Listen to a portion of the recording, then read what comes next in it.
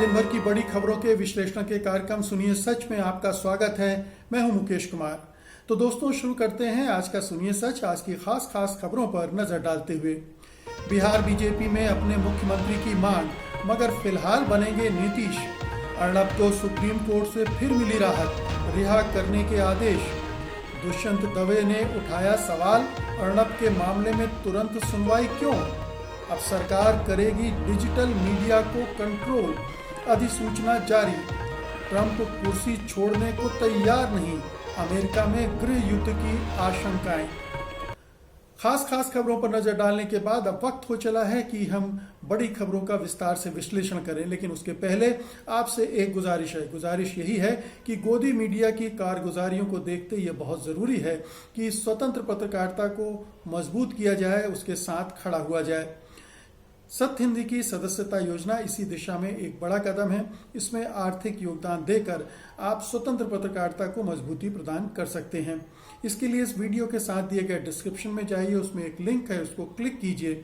Link को click करने से आपके सामने सदस्यता योजना का पूरा ब्यौरा आ जाएगा और आप उसमें से अपने लिए मनचाही सदस्यता चुन सकेंगे। हमें उम्मीद है कि सत्य हिंदी को समर्थन प्रोत्साहन देने के लिए आप ऐसा जरूर करेंगे। तो आइए अब सिलसिला शुरू करते हैं बड़ी खबरों के विश्लेषण का। सबसे पहले आज की सबसे बड़ी खबर लेते हैं। बिहार चुनाव में एनडीए को बहुमत मिल गया है, लेकिन एनडीए में बड़ी पार्टी बीजेपी बनकर उभरी है। बीजेपी को जहां 74 सीटें मिली हैं, तो बीजेपी के साथ गठबंधन में अब तक बड़ा भाई रही जदयू को 43 सीटें ही मिल पाई हैं। इसके बाद से बीजेपी के अंदर से आवाजें उठने लगी हैं कि मुख्यमंत्री अब बीजेपी का ही होना चाहिए। कहीं कहीं तो केंद्रीय मंत्री रविशंकर प्रसाद के नाम के पोस्टर भी लगवा दिए गए हैं कि उनको इस बार मुख्यमंत्री बनाया जाना चाहिए। इससे पहले कल चुनाव के नतीजे आते ही बीजेपी एससी मोर्चा के अध्यक्ष अजित चौधरी ने कहा था कि जिस प्रकार का जनादेश सामने आ रहा है, उससे साफ है कि एक ही नेता के प्रति एंटी इनकम्बेंसी है, यानी नीतीश कुमार की तरफ उनका इशारा था। इसलिए बिहार की जनता की भावनाओं का ध्यान रखते हुए बीजेपी को अपना मुख्यमंत्री बनाना चाहिए।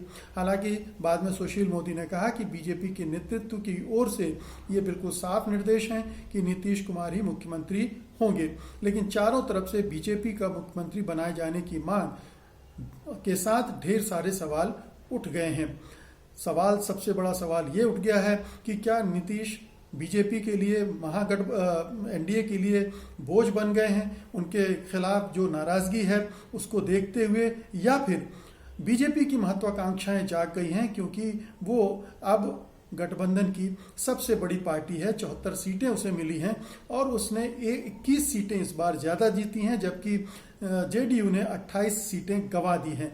तो ये बिल्कुल साफ है कि बीजेपी अब छोटे भाई की बजाय बड़े भाई का रोल अदा करना चाहती है, मुख्यमंत्री का पद अपने पास रखना चाहती है। बीजेपी के कम से कम अधिकांश नेता यही चाहते हैं और चाहते तो केंद्रीय नेतृत्व भी यही होगा, लेकिन चूंकि चुनाव लड़ते समय ये वादा किया गया था कि मुख्यमंत्री नीतीश कुमार ही होंगे, और दूसरा जो गणित है, सीटों का गणित है, उसमें भी जाहिर है कि बिना जेडीयू की सहमति के ये सरकार नहीं चल सकती। उसके साथ गठबंधन अगर टूटा तो सरकार भी नहीं बन पाएगी। तो इस मजबूरी के चलते बीजेपी बार बार नीतीश कुमार को ही मुख्यमंत्री बनाने की बात कर रही है। मुख्यमंत्री न बनाए जाने से नीतीश कुमार नाराज हो सकते हैं, वो गठबंधन छोड़ भी सकते हैं। ये जोखिम नहीं उठाना चाहता है बीजेपी का नेतृत्व। फिलहाल कम से कम धीरे धीरे ऐसी स्थितियां निर्मित कर दी जाएंगी जिसमें नीतीश कुमार रास्ते से हट जाएं और बीजेपी सरकार का कमान, सरकार की बागडोर संभाल ले। तो वो स्थितियां बनने में शायद 6 महीने, साल भर, 1.5 साल लगेगा, लेकिन बीजेपी ने अपने इरादे दिखा दिए हैं, अपनी महत्वाकांक्षाएं दिखा दी हैं, अपना एजेंडा दिखा दिया है। और जाहिर है कि ये स्वाभाविक भी है कि कमजोर पार्टी नेतृत्व करे सरकार का, ये गठबंधन धर्म के अनुसार भी नहीं है। और अब और भी बहुत सारी दिक्कतें सरकार के गठन में, मंत्रालयों के बंटवारे में और तमाम तरह की चीज़ों में बीजेपी और जेडीयू के बीच में संघर्ष बढ़ेगा, टकराव बढ़ेगा, और ये हो सकता है कि आने वाले दिनों में ये टकराव गंभीर रूप ले ले और दोनों के अलगाव की वजह भी बन जाए। अगली खबर लेते हैं।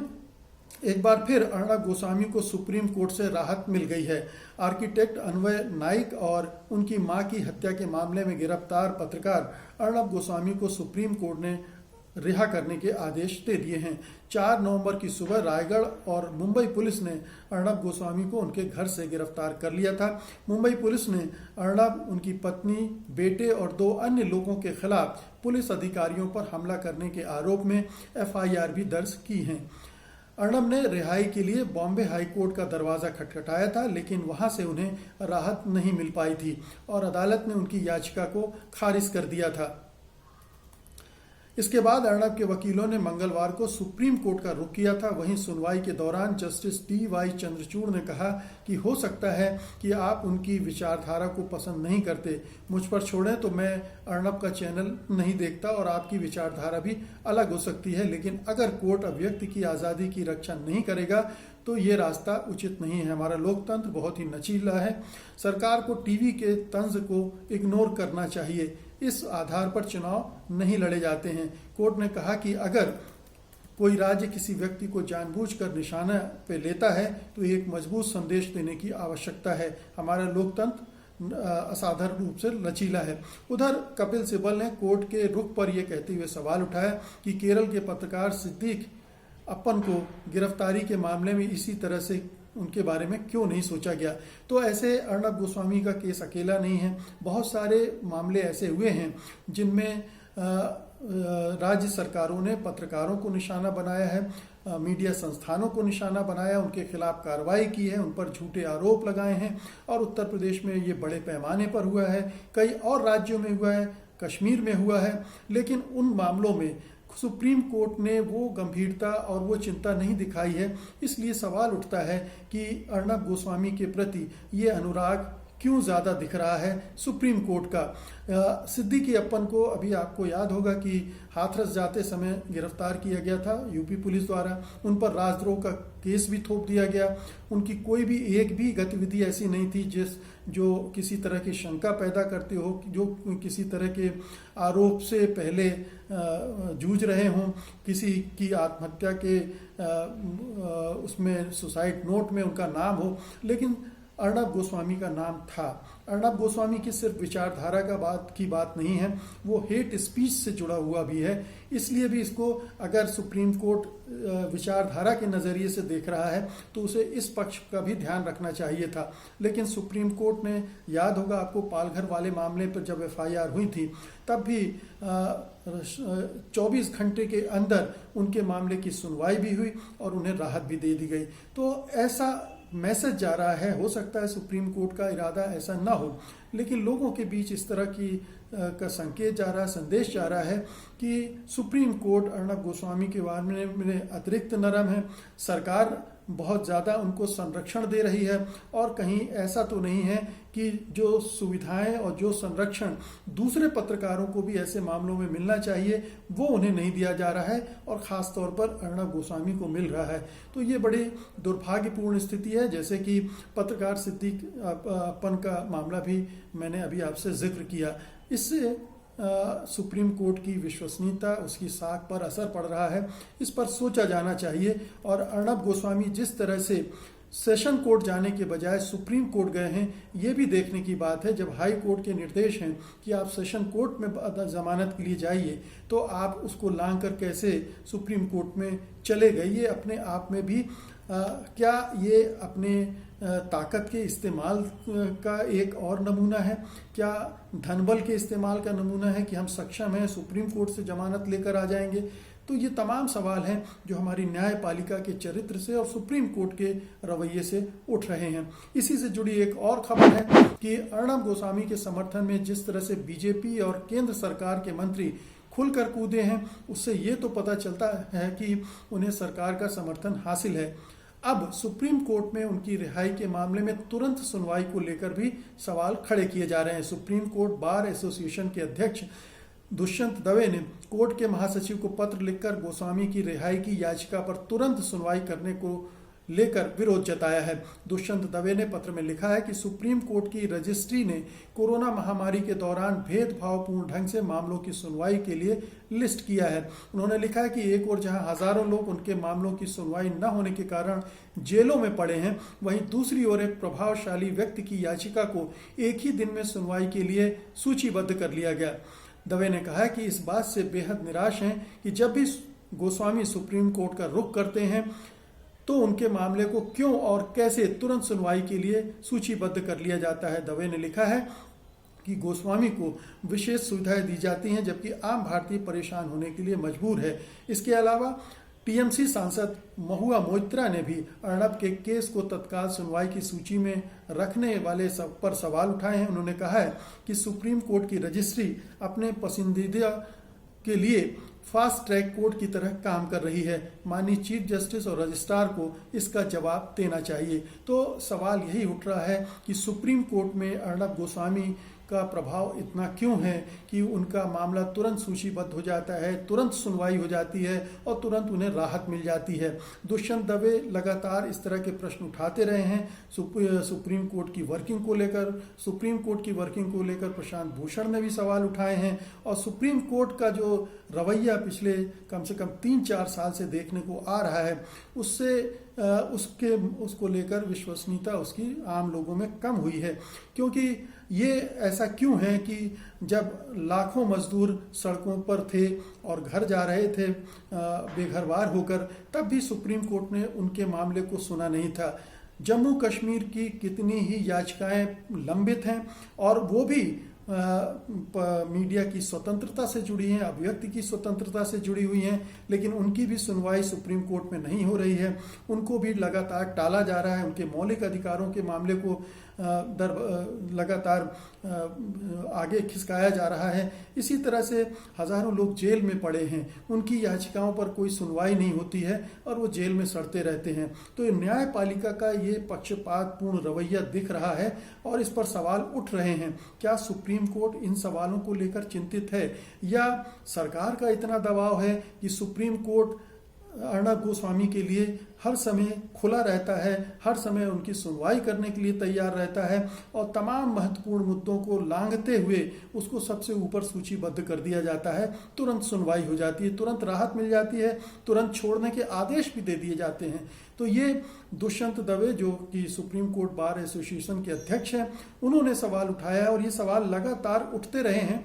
आपको याद होगा कि जब 4 न्यायाधीशों ने खुलेआम प्रेस कॉन्फ्रेंस किया था, तब तत्कालीन जो मुख्य न्यायाधीश थे दीपक मिश्रा, उन पर भी ये सवाल उठा था कि वो जो सूचीबद्ध होते हैं या जो बेंच का बंटवारा होता है जहाँ पर सुनवाई के लिए जो विभिन्न जज हैं उनको जिम्मेदारियां दी जाती हैं, उसमें एक तरह का पक्षपात होता है और सरकार का दबाव होता है।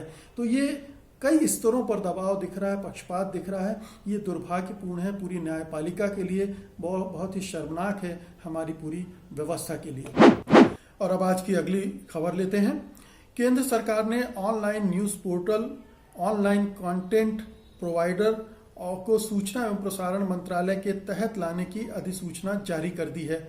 बता दें कि केंद्र सरकार के सॉलिसिटर जनरल तुषार मेहता ने इसके पहले सुप्रीम कोर्ट में सुदर्शन टीवी के मामले में वकालत की थी कि ऑनलाइन माध्यमों का नियमन यानी रेगुलेशन टीवी से ज़्यादा ज़रूरी है, उसको पहले किया जाना चाहिए।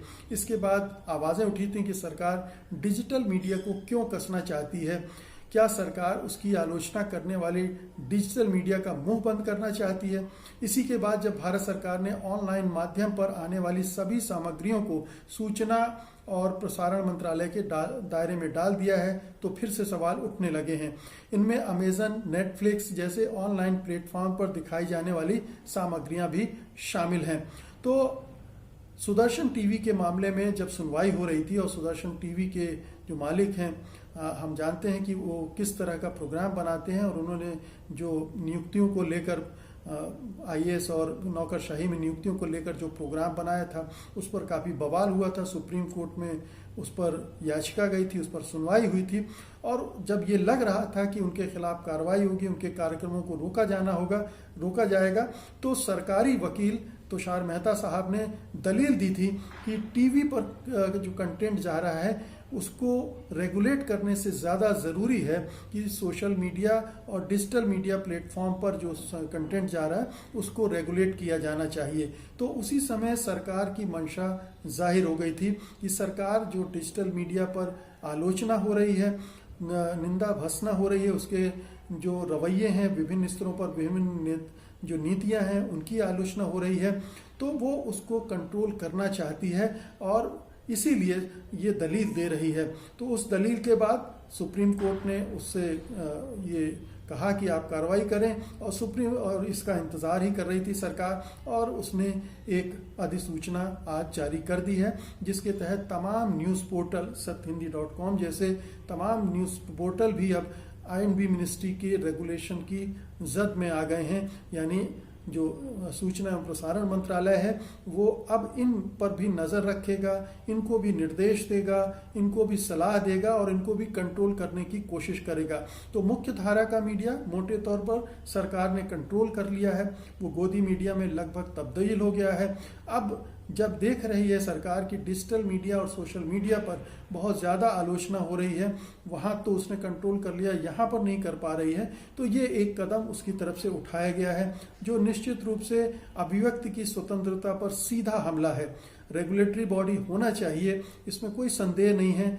लगाम भी कुछ जो गलत चीज़ें हो रही, खासतौर से हेट स्पीच के मामले में, नफरत और हिंसा से भरी जो खबरें या पोस्ट होती हैं उनके मामले में, उनको कंट्रोल करने की ज़रूरत है। लेकिन सरकार कंट्रोल करेगी तो अपने नज़रिए से कंट्रोल करेगी। एक ऐसा नियामक होना चाहिए, एक ऐसी रेगुलेटरी बॉडी होना चाहिए जिसमें सरकार का दखल ना हो, एक स्वतंत्र होना चाहिए, स्वायत्त होना चाहिए। लेकिन सरकार उस दिशा में कदम उठा नहीं रही है, ना उठाना चाहती है। वो तो खुद कंट्रोल करना चाहती है और अपने पक्ष में कंट्रोल करना चाहती है। उसे न संविधान से मतलब है, न अभिव्यक्ति की आज़ादी से मतलब है, उसे अपनी राजनीति से मतलब है, और इसीलिए वो ये कदम उठाने से बिल्कुल बाज नहीं आ रही। तो आप देखें कि ये सरकार का कितना दोहरा चरित्र है। एक तरफ तो वो इमरजेंसी की बात करती है, आपातकाल की बात करती है, उसकी निंदा भत्सना करती है, और दूसरी तरफ लगातार ऐसी स्थितियां पैदा कर रही हैं जिससे देश में एक अघोषित किस्म की इमरजेंसी लागू हो गई है और होती जा रही है। ये जो रेगुलेशन है, सरकार अगर रेगुलेट करेगी मीडिया को तो ये बहुत ही खतरनाक होगा पूरे लोकतंत्र के लिए, सिर्फ मीडिया के लिए नहीं, पूरे लोकतंत्र के लिए, क्योंकि ये जनता की आवाज़ को दबाने का एक और हथकंडा है, एक और हथियार है जो सरकार ने अपने हाथ में ले लिया है। इस अधिसूचना के जारी हो जाने भर से बहुत सारे डिजिटल प्लेटफॉर्म पर एक तरह का संदेश किया है, एक आतंक पैदा करने वाला संदेश किया है कि अब सरकार चुन चुन कर न्यूज़ पोर्टल को निशाना बनाएगी, उनको चलाने वालों को निशाना बनाएगी। अभी भी निशाना बनाया जाता रहा है। कई न्यूज़ पोर्टल जो सरकार की आलोचना करते हैं उनके खिलाफ, उनके मालिकों और संपादकों के खिलाफ कार्रवाई हुई है। तो ये एक नया सिलसिला अब इस अधिसूचना के बाद शुरू हो सकता है, और एक खतरनाक सिलसिला हमें कहाँ ले जाएगा इसका एक अनुमान आप लगा सकते हैं। और आज की अंतिम खबर लेते हैं। अमेरिकी चुनाव के नतीजों से स्पष्ट हो चुका है कि जो बाइडेन चुनाव जीत चुके हैं और दुनिया भर के नेताओं ने उन्हें इसके लिए बधाइयां भी दे डाली हैं। मगर अमेरिकी राष्ट्रपति डोनाल्ड ट्रंप ने अपनी हार नहीं स्वीकारी है और वे कुर्सी छोड़ने के लिए तैयार भी नहीं हैं। अमेरिका के निवर्तमान विदेश मंत्री माइक पोम्पियो ने कहा है कि देश में डोनाल्ड ट्रंप के नेतृत्व वाले प्रशासन के दूसरे कार्यकाल के लिए शांतिपूर्ण तरीके से सत्ता का हस्तांतरण किया जाएगा। इस सत्ता के हस्तांतरण को आप ये मत समझिएगा कि डोनाल्ड ट्रंप बाइडेन को सत्ता का हस्तांतरण करने वाले हैं, बल्कि पोम्पियो का कहना यह है कि ट्रंप का एक कार्यकाल खत्म होगा, दूसरा शुरू होगा, तो इसका हस्तांतरण होगा, यानी ट्रंप से ट्रंप के में सत्ता का हस्तांतरण होगा। उन्होंने कहा कि दुनिया देख रही कि यहाँ क्या हो रहा है, हम हर एक वोट की गिनती करने वाले हैं। इसके साथ ही उन्होंने इस बात के संकेत दिए हैं कि उन्होंने राष्ट्रपति पद के चुनाव में जो बाइडेन की जीत और राष्ट्रपति ट्रंप की हार स्वीकार नहीं की है। वहीं अमेरिका के नवनिर्वाचित राष्ट्रपति जो बाइडेन ने कहा है कि राष्ट्रपति डोनाल्ड ट्रंप का पिछले सप्ताह हुए राष्ट्रपति चुनाव में हार को स्वीकार न करना शर्मनाक है। मगर बाइडेन ने जोर देकर कहा है कि सत्ता परिवर्तन को कोई नहीं रोक सकता। इस बीच डोनाल्ड ट्रंप ने फिर से ट्वीट किया है कि आखिरकार उनकी ही जीत होगी। ट्रंप ने मंगलवार को कई ट्वीट करके फिर से मतदान में गड़बड़ी होने की शिकायत की और लिखा, हम जीतेंगे। तो डोनाल्ड ट्रंप अभी भी अड़े हुए हैं, वो चुनाव नतीजों को स्वीकार करने के लिए तैयार नहीं हैं और सोचा जा सकता है कि दुनिया की सबसे बड़ी डेमोक्रेसी अगर इस तरह से व्यवहार कर रही है, डेमोक्रेसी के जो राष्ट्रपति हैं उसमें सब सर्वोच्च पद पर बैठे हुए डोनाल्ड ट्रंप, वो अगर इस तरह से व्यवहार कर रहे हैं तो उस पूरी डेमोक्रेसी के बारे में क्या धारणा बनती है, उसके बारे में दुनिया भर में क्या संदेश जाते हैं। तो अमेरिका एक तरफ लोकतंत्र का झंडा बरदार बनने की कोशिश करता है और दूसरी तरफ अमेरिका में हुए चुनाव के नतीजों को स्वीकार भी नहीं किया जाता है। कैसी व्यवस्था है ये आखिरकार। और डोनाल्ड ट्रंप जिस तरह से अड़े हुए हैं, ये बड़ा अमेरिकी समाज के लिए भी बड़ा दुर्भाग्यपूर्ण है कि नतीजे आने के बाद स्पष्ट तौर पर बाइडेन की जीत होने के बावजूद डोनाल्ड ट्रंप अड़े हुए हैं और पूरा सिस्टम उनके खिलाफ कोई कार्रवाई करने की स्थिति में नहीं है। तो ये स्थिति जो पैदा कर रहे हैं डोनाल्ड ट्रंप, उससे एक और स्थिति जन्म ले सकती है और वह है गृह युद्ध की। अगर दोनों पार्टियों के कार्यकर्ता सड़कों पर उतर आए और उनमें भीषण संघर्ष शुरू हो गया, जिसकी आशंका है क्योंकि इन तमाम लोगों ने बड़े हथियार खरीद के रखे हुए हैं पिछले 6-8 महीनों में, और अगर हिंसक संघर्ष शुरू हुआ तो इसके नतीजे बहुत ही घातक हो सकते हैं। तो अमेरिका डोनाल्ड ट्रंप की वजह से एक और मुसीबत की तरफ बढ़ रहा है और ये बहुत खतरनाक संकेत है पूरे अमेरिका के लिए। इसके बारे में अमेरिकी समाज सोच रहा होगा, चिंतित होगा निश्चित रूप से, लेकिन ये पूरी विश्व की चिंता का भी हिस्सा है। तो दोस्तों, ये थी आज की प्रमुख खबरें और उनका विश्लेषण। उम्मीद है कि आप इन्हें पसंद करेंगे, लाइक करेंगे, शेयर करेंगे और जिन्होंने अभी तक सत्यहिंदी.com को सब्सक्राइब नहीं किया है वो इसे सब्सक्राइब भी करेंगे। आप मुझे इजाजत दीजिए। नमस्कार। सत्य हिंदी के और वीडियोस को देखने के लिए हमारे YouTube चैनल को सब्सक्राइब करें और सीधे नोटिफिकेशन पाने के लिए बेल आइकन दबाएं।